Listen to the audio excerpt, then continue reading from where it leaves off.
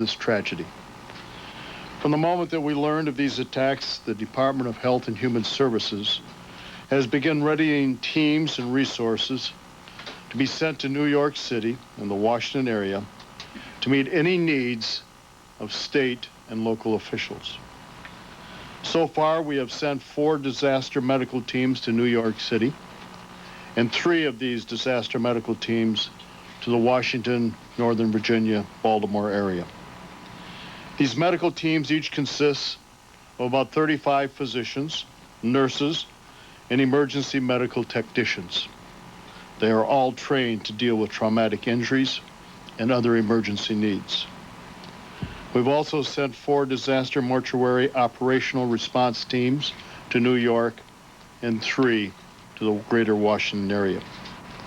We're also in the process of shipping a great deal of emergency medical supplies to New York City with the help of the Centers for Disease Control. In short, we're making the full force of the Department of Health and Human Services, both its resources and medical expertise available to the areas that need our assistance. We've also this afternoon activated the United States Public Health Service Commission Corps, which consists of approximately 6,000 health professionals. We also are giving backup assistance to the 500-bed ship Comfort from the United States Navy. Americans all over are calling up and asking what they can do. The best thing they can do is respond to this great call by volunteering to give blood. We need Americans to continue to answer that call. No matter where you live, please do your civic duty and assist us by donating blood. It is our primary job is to make sure Americans harmed by this tragedy get the help that they need. We will remain in constant contact with the governors, the mayors, public health officials, and other local officials to make sure that all their needs are being met. It is a sad day, but America and all of its citizens certainly share tonight in the grief that it's been caused. And as the president and everybody in his administration have said, we, the government, will continue to operate and continue to provide the services to all Americans.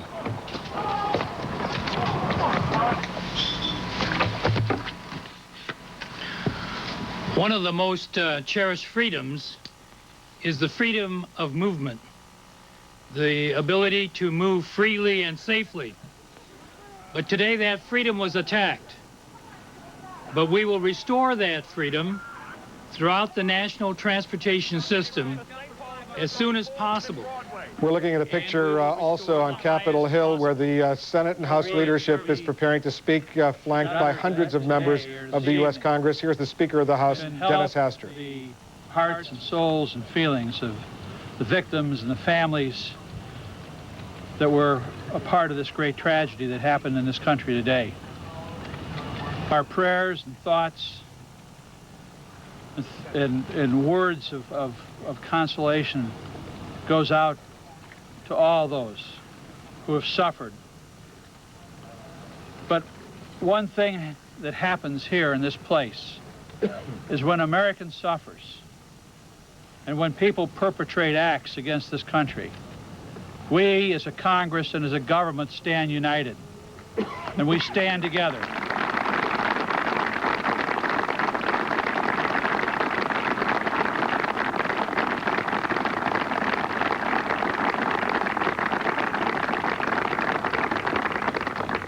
Senators and House members, Democrats and Republicans will stand shoulder to shoulder to fight this evil that's been perpetrated on this nation. We will stand together to make sure that those who have brought forth this evil deed will pay the price. We're not sure who this is yet.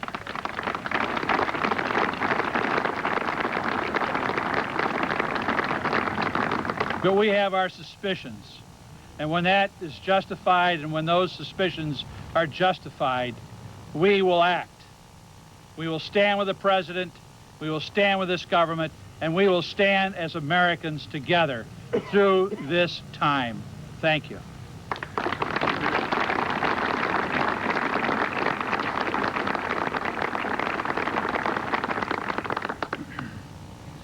Today's 并部分倒塌。与此同时，联合航空公司一架由新泽西飞往旧金山的大型757客机也遭劫持，一名乘客还在机上打出911求救电话，并呼喊飞机被劫持。但仅几十秒钟之后，该客机便坠毁在宾州匹兹堡东南部的一片林地。10点钟左右，世界贸易中心第2座被撞的大楼整栋倒塌，110层的大厦瞬间化为灰烬，附近的救援人员和民众仓皇逃生。上午10点半，首先被撞到的世贸大楼建筑也轰然倒下，纽约最著名的地标从此也被夷为平地。另一方面，救援人员也在中午时间赶到位于宾州 Somerset 另一航班的坠落地点，但没有发现任何的幸存者。在纽约世贸大楼袭击发生之后，大量救援人员随即赶到，而相关的政府机构、联合国办公大楼也随即进行疏散。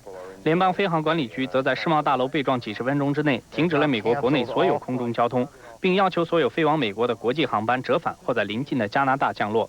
美国空军也宣布，所有在美国上空仍然飞行的飞机将被空军列为可疑目标。全美各地的政府和商业中心也立即加强了保安，疏散员工，以避免可能的攻击。在被袭击地点的五角大楼，军方派出战机巡逻，防止更多的意外发生。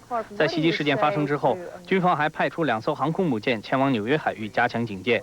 班机被劫的联合航空公司和美利坚航空公司确认，总共有4架航班客机在今天被劫持并用于袭击，总共有266人丧生。安全专家指出，如此周密计划的恐怖袭击活动背后，一定会有强大的组织甚或国家支持，而且也只有通过严格训练的恐怖分子，才有能力同时劫持多架大型客机，并以此来作为攻击武器。而美国官方更表示，有确切证据证明，今天发生的恐怖袭击事件与长期被追踪、藏匿在阿富汗境内的恐怖集团大亨班拉登有密切的联系。班拉登此前曾一再放话，要策动针对美国的大规模袭击。今天发生在美国东岸的爆炸案可以说是全球新闻的焦点，而在湾区的话，各大中文报纸《世界日报》以及《星岛》也都发出了号外，都写个世纪灾难，而显现出整个爆炸案的恐怖以及规模之大啊！这个可以说是美国有史以来。Everyone basically started running for the stairways.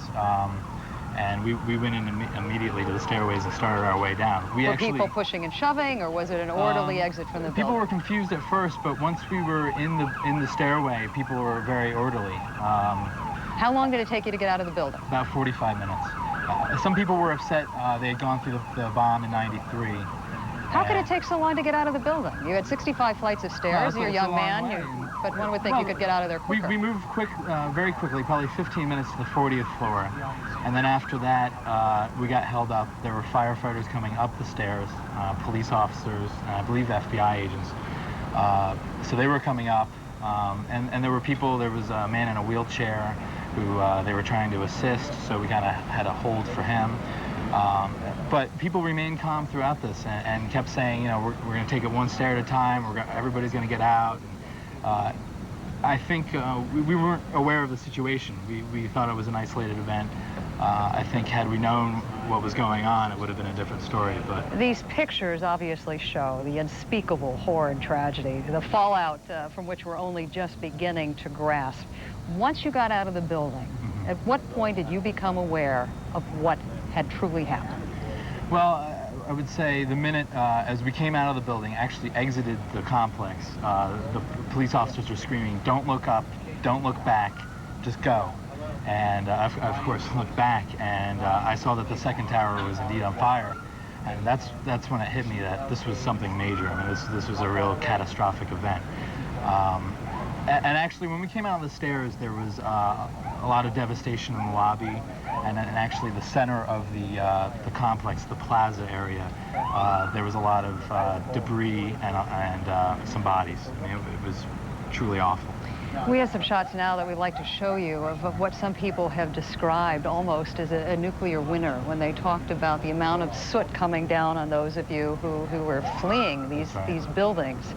Now that you've been able to absorb what happened, what's going through your head tonight? You must feel like a very lucky man. I feel very lucky. I'm so thankful to be alive. My heart goes out to those who don't know about their loved ones or have lost loved ones, and it's still very surreal. I mean, I look down behind us and can't believe that my office building that I go to every day is gone. Matt, before you go any further, we were just looking at shots of the countless number of New York firefighters that were on the scene. We are just getting information from a union official of some of the 400 firefighters that initially went into that area. 200 may have perished. Matt, we appreciate your sharing your thoughts with us tonight on this incredibly tragic day of our American history.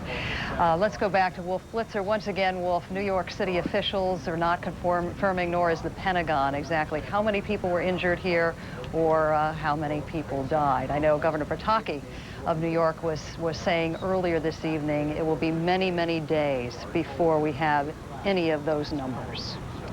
Those numbers are being collected, but I'm sure it's way too early, as you point out, Paula, to have even a rough guess how high that number will eventually go. Just to recap once again, President Bush preparing to address the nation in less than an hour or so, around 8:30 p.m. Eastern, an Oval Office address for President Bush from the White House. CNN senior White House correspondent John King is back on the North Lawn of the White House. John, you're back in the briefing room now. John, you were listening to that briefing when we went to the Capitol Hill congressional leadership statements that were being made. Was there any hard news that came out of that briefing? Indeed, there was, Wolf. Some details on the emergency responses taking place. The Department of Health and Human Services, the Federal Emergency wake-up call to businesses throughout the country. This has clearly been the day of days. This is a catastrophic event and one that will probably change the way in which we live our lives in North America going forward. Within minutes of the attacks in New York, companies large and small across the country began closing their doors and sending workers home. The building is closed for today. Security specialists say every business needs to take a look at potential vulnerabilities. The biggest proactive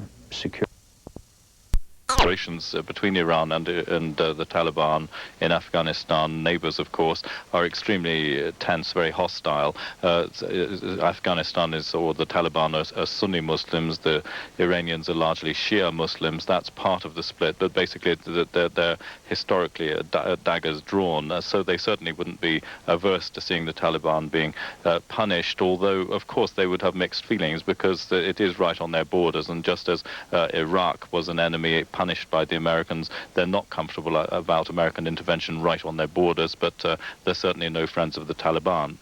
Jim Muir in Tehran, thanks very much. It may be at least 24 hours before there's any accurate estimate of how many have died in the attack, but the mayor of New York said tonight the death toll would be more than any of us could bear. He also appealed for blood donations for the injured who've been taken to 170 hospitals across New York. Rescue workers overwhelmed by their task. For New York, this was a nightmare come true. The scale of the carnage remains unclear, but it's possible that many thousands of people may have been killed. It's still too dangerous for the authorities to search the rubble that was the World Trade Center. The National Guard has been sent in to relieve exhausted firemen. The hospitals are overwhelmed. All right, well then let's go north then. For a while, the city's mayor Giuliani was himself trapped in the emergency control center, which was close to the towers. Later, he said the city's hospitals had been coping with more than 2,000 injured, but it's clear there's much more bad news to come. Good afternoon. The number of casualties will be more than any of us can bear ultimately, and I don't think we want to speculate on the number of casualties. The effort now has to be to save as many people as possible. As survivors walked around dazed, no one could be sure how many did not escape before the towers collapsed. Some estimate as many as 20,000 could still have been inside. Across America tonight, families will be coming to terms with untold grief.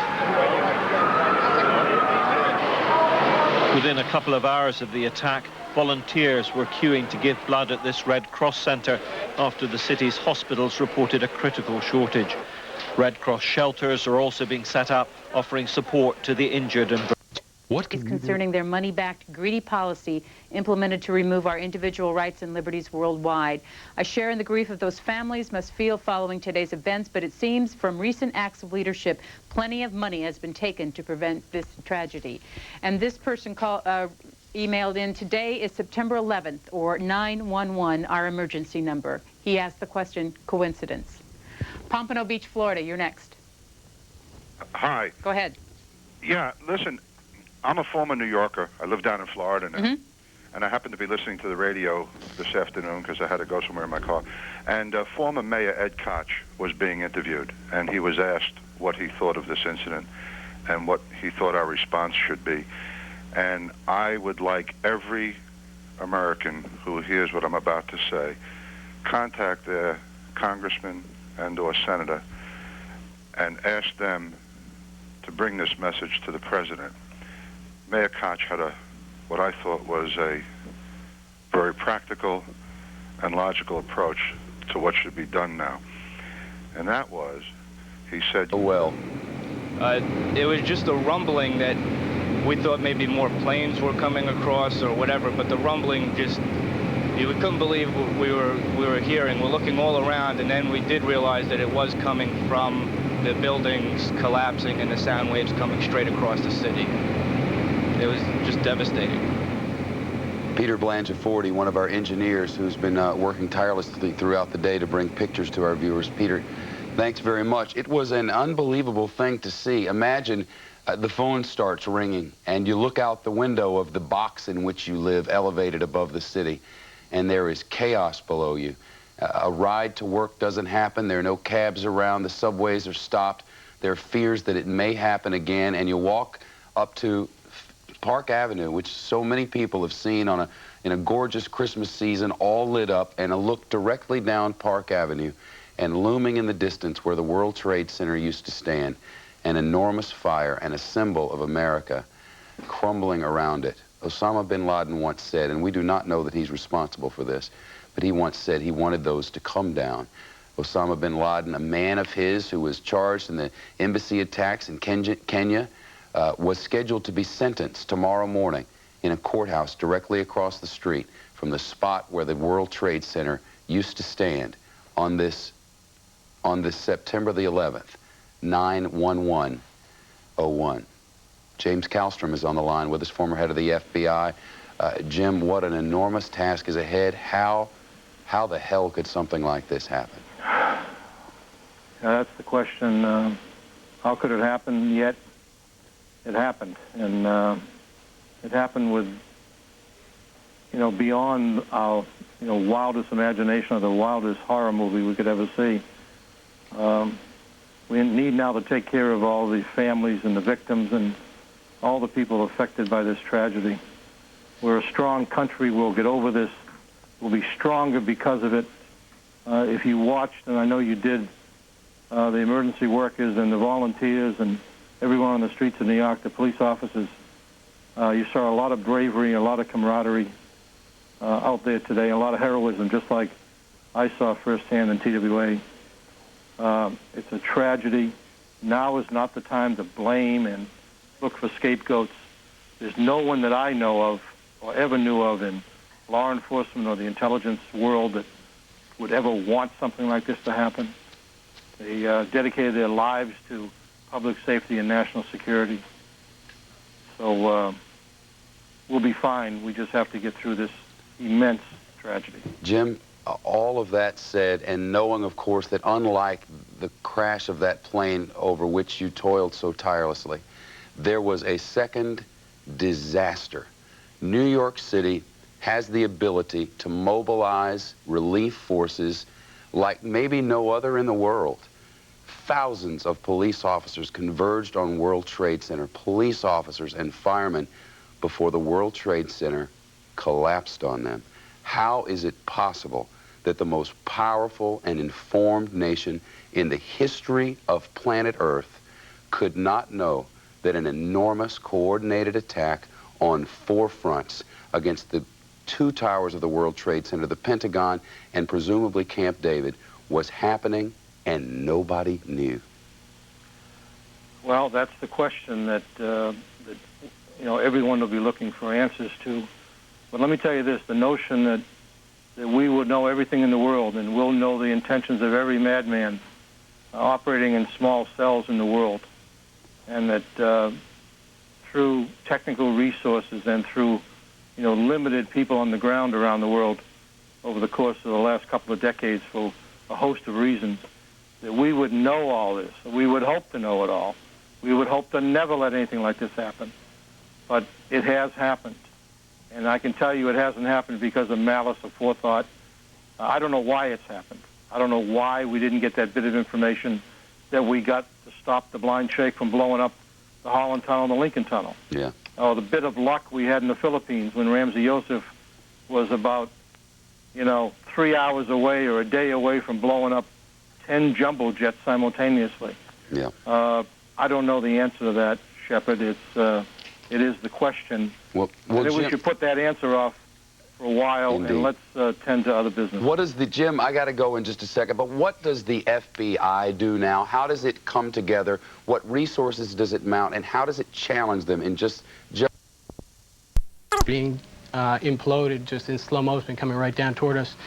We ran as fast as we could, 2 or 3 blocks, and luckily made it out past the debris. We got hit by a big cloud of white smoke, but... All right, and later on you went back, and you were in the middle of the dead and dying, correct? Yeah.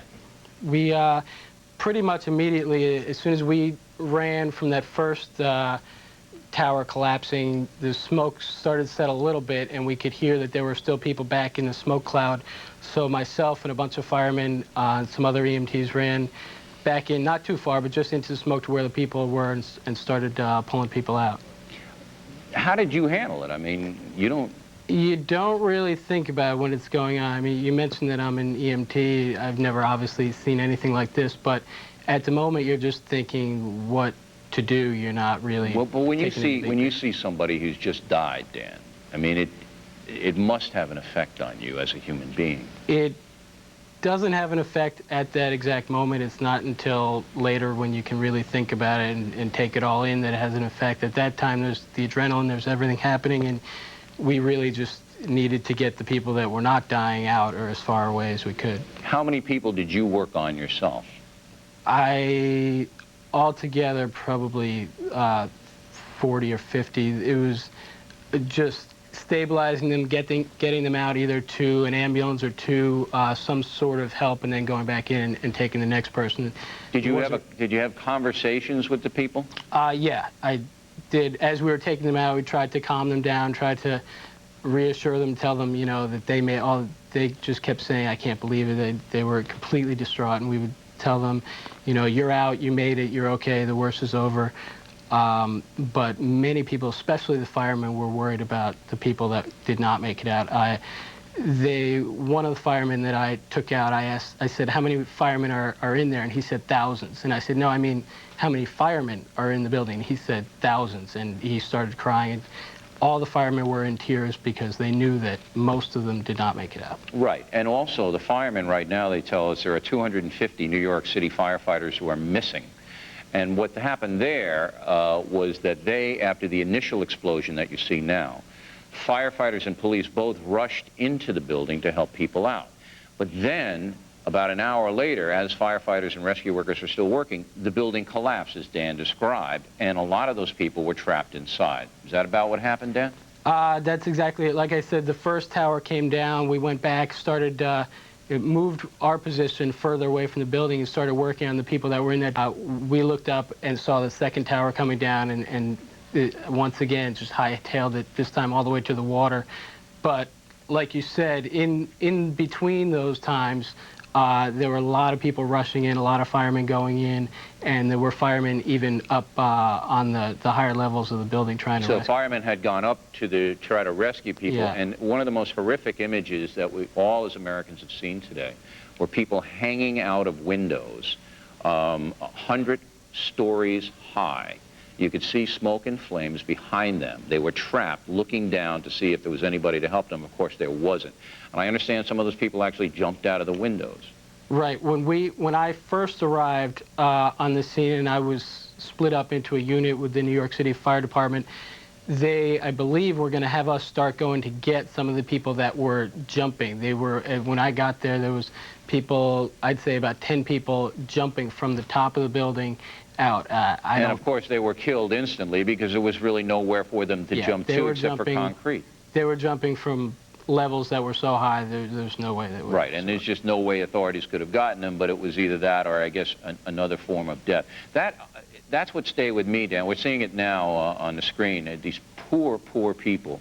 Now, when you spoke, did any of them feel anger? Did any of them feel... you see, I'm trying to get to the emotion of people that you worked on. It was more just why people just kept saying, why, oh my God, and more of fear for those who didn't get out. I think the anger probably came a little later when they had time to calm down, but people were just confused, shocked, and really worried about everyone else who hadn't made it out. Right, and their own families too, allowing people to know that they're alive. Mm-hmm. People think when something like this happens that it's very orderly, but it isn't. It's just a whole bunch of rescuers there trying to do whatever they can on the spur of the moment, correct?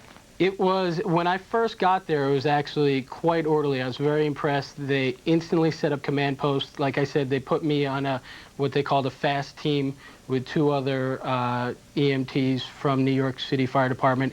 We were going to go in fast, grab as many people as we can, get them out fast.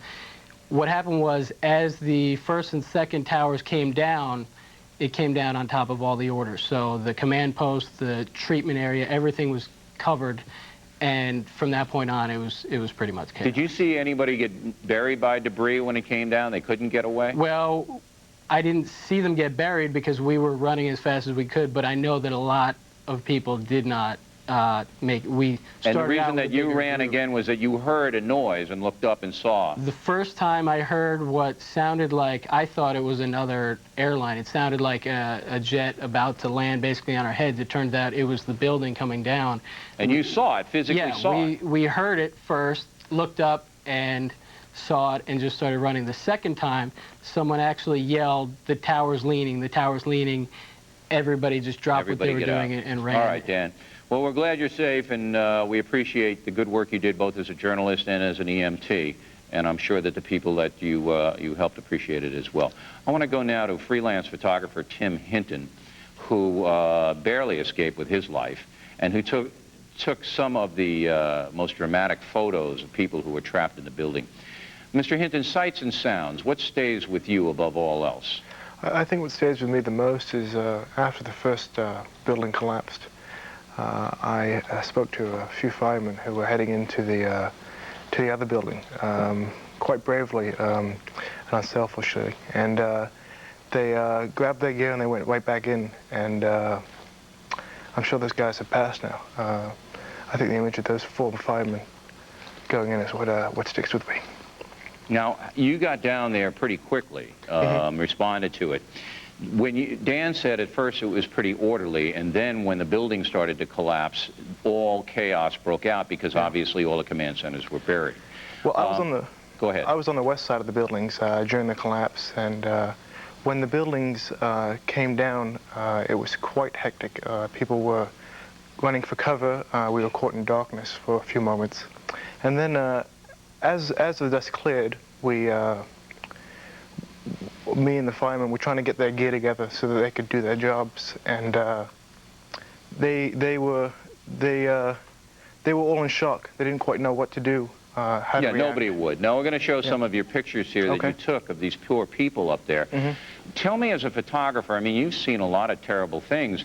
Right. Is it hard to take a picture of somebody who's going to die in about 10 seconds? Yeah, I mean, the first couple of jumpers that I saw, I resisted shooting them. I just didn't think it was right. I just actually didn't even think of the fact that I had a camera on me. Then after a few moments, I thought, well, this is what I'm here. I want to show. At that point, I didn't know it was terrorism. I thought it was an accident or something. I really had very little information on the ground there.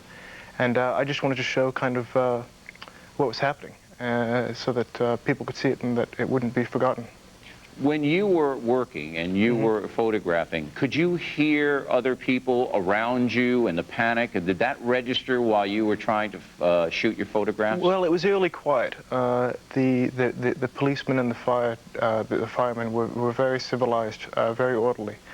I think what sticks with me the most is the sprinkling of the glass as it was falling off the World Trade Center and the occasional thump of a body. here. By noon, as far as travelers were concerned, the airport terminals were deserted. All passengers went home or to nearby hotels as directed by the airport. Channel. In light of these events, QVC will be temporarily suspending its broadcast. You can help. Call 1-800-4... Pictures just in, and of course by now we all know that an hour and a half after these pictures were taken, that building collapsed. There's another item we need to report. The Washington Post is now reporting, as we reported on the 6 o'clock news, that a Bay Area man called his parents, his mother, from one of those doomed planes to say that he was going to die. Now we're learning, or the Washington Post is reporting, that many of the passengers on that plane were ordered to call their loved ones, were herded into the back of the plane at knife point and ordered to call their loved ones all over the Bay Area and all over wherever they were going to tell their loved ones that they were going to die. Now, we also want to give you a quick update to tell you what to expect tomorrow here in the Bay Area. All 3 Bay Area airports are... How long it takes.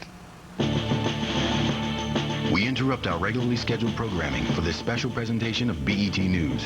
Attack on America.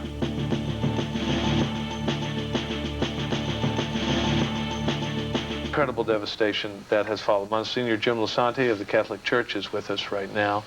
Linda? We also have some more information to bring in, perhaps a very bitter coincidence. It so happens that September 11th was declared an International Day of Peace by the United Nations today. That we're obviously seeing that the declaration of that date is so very, very sad. Also getting information about some of the victims who were aboard those planes. There were 4 of them hijacked and crashed. 2 American Airlines, 2 United Airlines. They're beginning to release more and more of the passenger manifest. What is perhaps most important right now is that intelligence sources are telling us they believe that on one of those hijacked flights there was a person who was connected with Osama bin Laden, and that person may have some connection in Broward County, Florida, or Daytona Beach, Florida, and that the FBI may be preparing to launch some sort of search in those areas. We're also getting word of other people who were on board those flights. We have mentioned before that Barbara Olson, a colleague here at Fox News, a frequent political commentator, was on board the plane that took off from Dulles Airport and ended up crashing into the Pentagon. Word now coming in that the passengers were herded in the back of the plane and told to call their loved ones and let them know that that plane was going down and that they were going to die. Also, more information coming in about others who were on board. The American Airlines Flight 11 from Boston to Los Angeles. Among others, we now know that the executive producer of the NBC TV show Frasier was on board that plane, along with his wife. Also, the co-founder of a very well-known technology company called Akamai, also on board American Airlines Flight 11 from Boston. More and more names coming in, but we are getting more and more information from those manifests. They are not complete yet. American Airlines, United Airlines, trying to reach all the relatives of those on board those planes, and until they do so, they will not give us a complete list of the manifests. John? Before we go back to Monsignor Lasante, let's go to our Derry Alexander, who is at St. Vincent's, where they've been handling the wounded and the burned and the maimed and all of those injured today.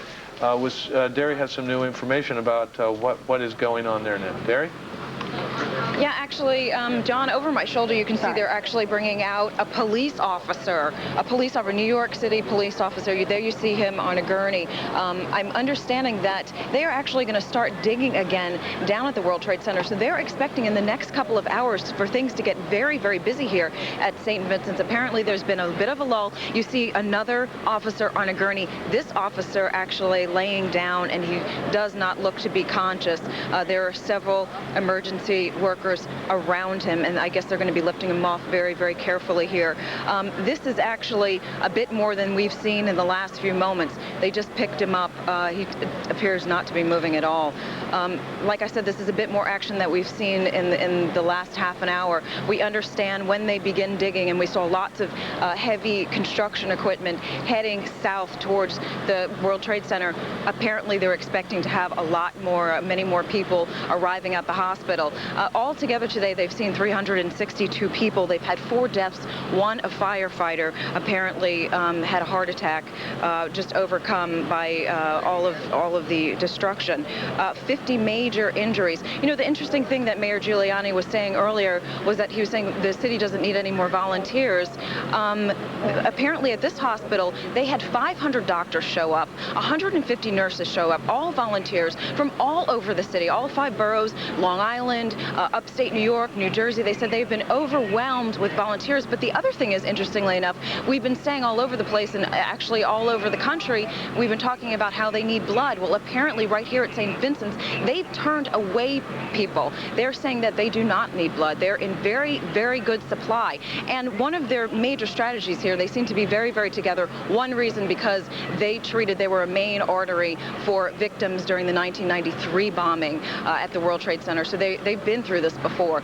Most of the injuries then were smoke inhalation, but they've been through this before. They get the people who are... Our coverage that we're, thanks, Lynn, or sorry, thanks, Judith, very much. Judith Kipper, who's been in our Washington Bureau. We're going back and forth on this story. We have this enormous human tragedy in one case, which we try to cover, and then this enormous challenge to the United States government. The United States is a nation, but the United States government, and what the United States is going to do about it. What does it know at this point, which appears to be very little. But this tendency, fueled somewhat by the analysts who study the history of international terrorism and by a couple of observations by Senators Graham of North Carolina tonight and, sorry, Senator Edwards of North Carolina and Senator Hatch of Utah today, that the CIA at this point has picked up in its monitoring of telephone conversations post the attack some contact between supporters of Osama bin Laden. And it makes sense in most everybody's mind that on an occasion like this, Osama bin Laden is one of the prime suspects, just based on the history of the whole thing. And it's also probably very important for us to remember, as Judith Kipper points out, that the United States in the region and in the Muslim world generally is seen very much as a staunch and unswerving and sometimes indiscriminating ally of Israel. So there are Palestinians and people in the Arab world tonight who believe that if they punish the United States, they're punishing Israel. If they punish the Israelis in their conflict with the Palestinians at the moment, it's also important to punish the United States. But let us come back now to the immediacy of the tragedy. WCVB, ABC's station in Boston, reports tonight that one car has been taken away from Logan Airport in Boston, which there is some, they want to know whether or not this was a vehicle that was used by one of the people who hijacked an American Airlines or United Airlines plane out of Boston today. Let me just read quickly what it says. We are able to report that it was a Mitsubishi Mirage. It had Virginia plates. We haven't got the license plate number yet. FBI Forensics has the car at an off-site garage. It was actually towed by the state police. Included in the 6 bags of evidence confiscated by the FBI were chairs that... Flashlights. If you don't have any lights, then let me know. Oh, no! Then that tower collapses too. And we had some time to get some of the people out, but then there was those secondary explosions and then the subsequent collapses. So I don't know how many people were in there. I know there was a lot of firefighters, a lot of public safety personnel were in there. You call her and you tell her, let her hear your voice. She's going to need to hear your voice. Just like you need to hear my voice, I'm okay. I'm okay. Thank you. Bye. See you later. I love you. All day long, more fallout. Because it might be a bomb in the school, maybe. A reported bomb threat. A dangerous gas leak. This is Ed Sullivan. I want that building evacuated. All civilians, please head north of Moore Street. Then, a nearby building collapses from the day's damage. You are watching Building 7 at the World Trade Center collapse. Amid the destruction and devastation, though, one remarkable thing did happen. Today's tragedy brought out the best in a city not always... on which buildings they're most worried about. The Millennium Hotel, One Liberty Plaza, a building on the south side of the plaza on Greenwich Avenue. We can't be sure which one they're most concerned about, but what we know for certain right now is that authorities are worried that some of those buildings or one of those buildings may collapse, so they've asked everyone to leave the area. And of course, Peter, after yesterday's events and so many rescue workers getting caught up in the rubble. No one here is taking any chances, and they were evacuating people immediately. Wire services, George, that reported that in fact what had actually happened down there was that the remainder of the southern tower had collapsed. Does that make sense to you? Peter, it's probably both, to tell you the truth. There were cranes working on the southern tower, and they may have pulled down part of that, and there was a fire, as I reported earlier, inside that structure. But in addition to whatever is happening to that southern tower skeleton, there is also a concern among authorities here about other buildings being in danger of collapse. Number on the number of buildings which are in danger have been affected. I don't expect you to be particularly accurate, but we did hear from one doctor who'd been in on the inside. He said he thought he'd heard that 40 buildings had been affected. When I was inside, Peter, I didn't see that many, but I certainly saw 5 or 6, which had such severe damage I could never imagine them ever being rebuilt. And you don't know what's happening inside those buildings, even as you're looking at them from the outside. But clearly, Peter, even beyond that square right around the World Trade Center, there were buildings even farther out with windows blown out and other kinds of damage. Thank you, George. As a reminder of the atmosphere down there, as you were talking, a young woman walked past George and turned around the corner, of course, wearing a face mask, as a lot of people are in downtown Manhattan today, because the air is just poisonous with dust and soot and everything else that has just simply been the result of this explosion.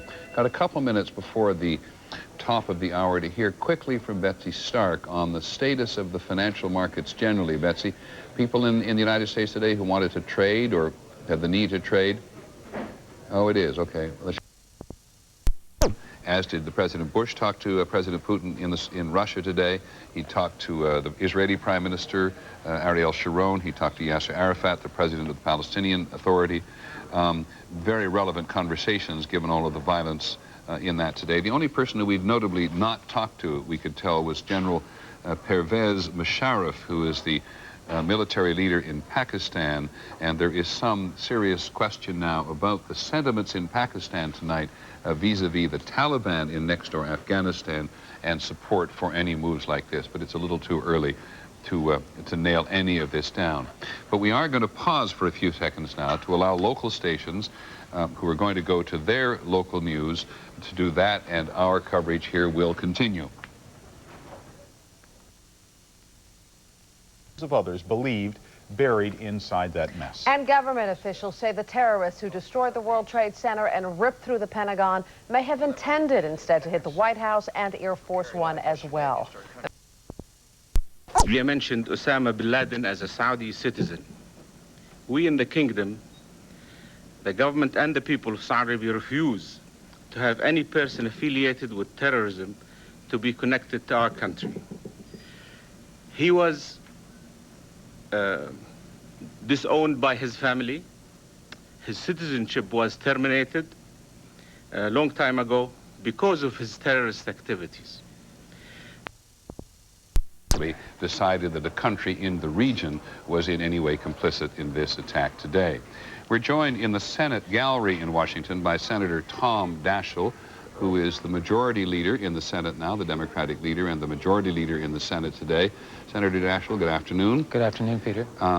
Nice to see you again, sir. Thank you very much. Under much different circumstances than I saw you the last time, of course, which was when we bumped into each other on a vacation. We never thought we'd be talking like this. What's it been like on the Hill today? Well, today it's been a little more calm. I think that of the rescue workers today, this afternoon, in that particular area.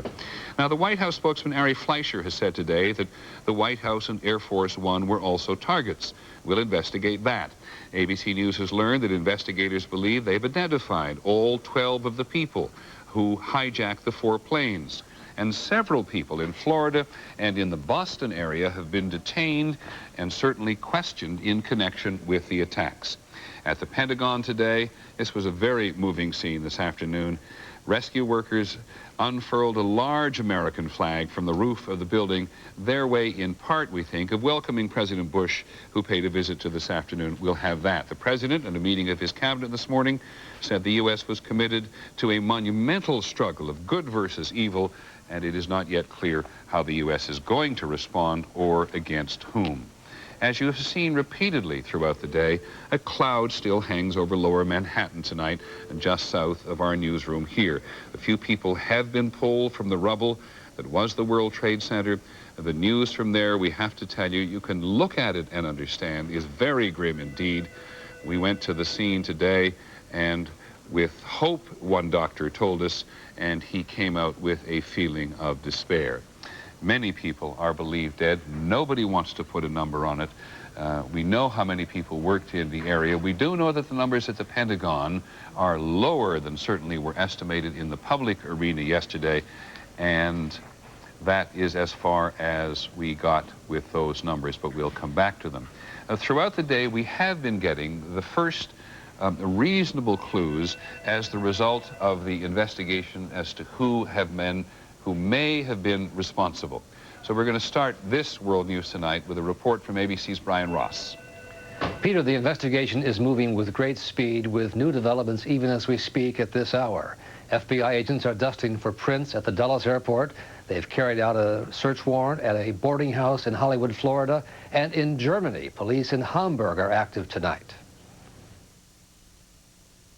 From Boston to Florida, heavily armed FBI agents and local police moved quickly and forcefully today to investigate what the Attorney General called acts of war. The Department of Justice has undertaken perhaps the most massive and intensive investigation ever conducted in America. As at this hotel in Boston, agents were looking for evidence of the terrorist movements and seeking to unravel what was an elaborate network that operated undetected for more than a year before yesterday's coordinated attacks. The 4 planes were hijacked by between 3 and 6 individuals per plane, using knives and box cutters, and in some cases making bomb threats. Starting last night, the FBI seized a car left at the Boston airport that led them to the identity of one of the estimated 12 terrorist hijackers, an Egyptian national by the name of Mohammed Atta. We also have identified through a number of leads, principally at the cities of origin, a number of individuals whom we believe may have had something to do with the hijackings, and we are pursuing those leads aggressively. By this morning, agents were at a small airport in Venice, Florida, where Atta and an accomplice took flying lessons and earned private pilot's licenses in the summer of 2000. A fellow student said the two had lots of money and kept to themselves. They were talking about flying for a private company, like rich man and stuff like that. The 2 men stayed at a nearby house where they were remembered as rude and unlikable. Very sarcastic, and it gave me the impression that they didn't really care that highly for ladies or whoever, and that's about it. Also today, authorities were tracking another set of 6 hijackers who were believed to have entered the country from Canada at a small border crossing in Jackman, Maine. The men are then believed to have flown into Boston on commuter flights yesterday morning from Bangor and Portland, Maine, with the thought of clearing security at the smaller airports instead of Boston. Each one was carrying some type of small shoulder bag, not a real bulky one, but something small. Both kind of dark complected, dark hair. Peter, there are dozens of leads FBI agents are working on. No one has been arrested, but several people have been detained for questioning. By one estimate, as many as 50 people may have been involved in helping provide the network for the terrorists to operate in this country over the last year. Peter. I watched Brian Ross, who's been working on the investigation. I don't think anybody's been working harder on this investigation than John Miller has, who has been with us day and night on this. So take this and enlarge it or add to it as you will in terms of what we really think is going on today. Well, the roundup, and I don't mean the roundup of people, the roundup of what's going on in the investigation, 3 are being held in Boston. We'll get back to them. 3 were arrested or detained. There are some semantics here. From a train in Providence, Rhode Island, being held on immigration charges. This is where Amtrak was actually stopped and people were taken off and people were Federal agents boarded the plane, identified these people and have detained them. FBI agents in Newark are looking for the trail of several men they believe who departed on that flight from Newark to San Francisco. So what you see what you see is the FBI is assuming that there are 12 to 25 or 26 hijackers, depending on if each flight had, you know, 3 or 6, are presumed dead in the crashes. But they are seeing traces that there were other people, associates, support people left behind. Now, what they're doing is something they've done before. Right around the Millennium celebration, when they felt that there was an imminent attack, they used the immigration laws to sweep out through Boston, again, ironically, and other cities, and pick up people who were on their watch lists, who they had information and tips about. Today in Boston, you see this dramatic scene unfolding. A heavily armed Boston SWAT team entering the Westin Hotel just off Boylston Street in Copley Plaza. This came about when FBI agents followed the paper trail from that car at the airport, the car they believe the hijackers used, to a hotel. They were not expecting to find anyone in the hotel room. To their surprise, as they approached to conduct a search, 3 people came out of the room, 2 women and a man. They put them in custody to identify them, to question them, and ultimately they are also being detained on an immigration charge. Searched the room. What they found inside, no explosives, pamphlets, papers though, and they said hair dye, which they are suggesting may have been used by some of their suspects to change their appearance so that they wouldn't appear to be as they were described by hotel workers. One of the things that seems to me to be a change from yesterday to today, we have this huge failure in intelligence yesterday knowing this was happening, but if everything we're getting today is reasonably solid, then the leaving of the trail by the perpetrators has enabled law enforcement to move pretty quickly. I would say so, and what you see here is the things they learned in Florida, that they obtained pilot's licenses, that they went for higher grades of pilot license, some of the time invested here, that they left this car behind in Boston after having an argument, that they registered under the same name as the paper trail. Of course, suicide bombers are not generally concerned with the trail that they leave. They don't have to worry about being caught by the law. But what the law is hoping, the FBI and the intelligence community, is that they will get associates who had knowledge, who aided or abetted, and that from those people they'll glean a better look into who is really behind this. And that's why this is geared up with such energy now. Thanks very much, John Miller, who has been with us throughout the day and will be with us throughout the evening. I think the most startling thing we heard today was that the White House, in the person of the president's spokesperson, said that the White House itself was actually a target of one of the groups of terrorists on one of the aircraft. And that takes us immediately to the White House and ABC's Terry Moran. Terry, there's that, and then we'll come in a minute to the president's visit to the Pentagon this afternoon. Start with the message that the White House might have been a target. It was as clear as could be, Peter, because today Ari Fleischer at the briefing said that the White House in this investigation had developed what he called specific and credible information that the White House and Air Force One were intended targets. And then Ari Fleischer went on to say that this investigation had led them to believe that the plane that hit the Pentagon was actually originally intended to hit the White House. This opens a whole raft of questions, but let me take you back to those harrowing moments. About 34 hours ago, the White House was being evacuated. First, White House staffers told to leave the building in an orderly fashion, and then an agent coming in, we are told, and saying, no, just run. Just get out. And you can see that people did exit the building very, very quickly. At this time, as the White House was being evacuated, the President of the United States was in Sarasota, Florida, and he took off from Sarasota, originally intending to come back to Washington area, to Andrews Air Force Base. The plane was diverted to Barksdale Air Force Base outside of Shreveport in Louisiana. And the White House says Air Force One itself was a target. ABC's Ann Compton was on that flight. She said it flew at an unusually high altitude, 40,000 feet. When it landed in Shreveport, reporters on board were told not to let people know where they were. The president made a statement there and then took off for Nebraska. And while they were in the air, they were accompanied by fighter jets off of each wing. This dramatic evidence of the level of threat that the Secret Service and the military authorities believed that the president was under. Now, Terry, as we talked a little earlier today, you pointed out that there isn't much other business being done at the White House today, and there hasn't been much else done in the Congress as well. But the president did want to go over to the Pentagon to express his sentiments to the people there, and he did so just a short while ago.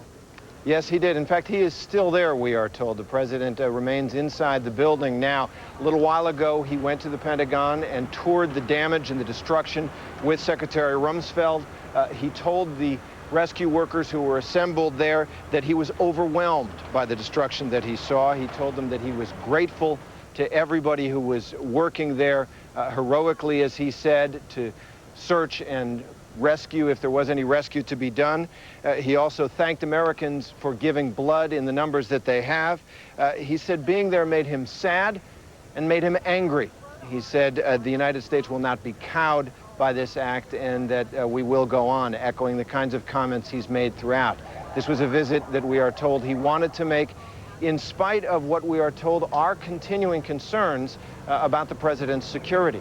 Thank you very much, Terry Moran at the White House. We'll be back to you throughout the evening. Now let us turn to the two crime scenes themselves, the Pentagon and New York itself, but particularly New York, where everybody continues to believe that there has been a huge loss of life and nobody really wants to or is in a position to say so. But ABC's Diane Sawyer has been monitoring this and covering this all day long. Diane, what's the current situation and what has the day really been like? Well, Peter, first let me tell you that I've come up here on this roof about 4 blocks from the World Trade Center because I want to talk first maybe about a purely symbolic casualty. I'm going to send you 2 postcards.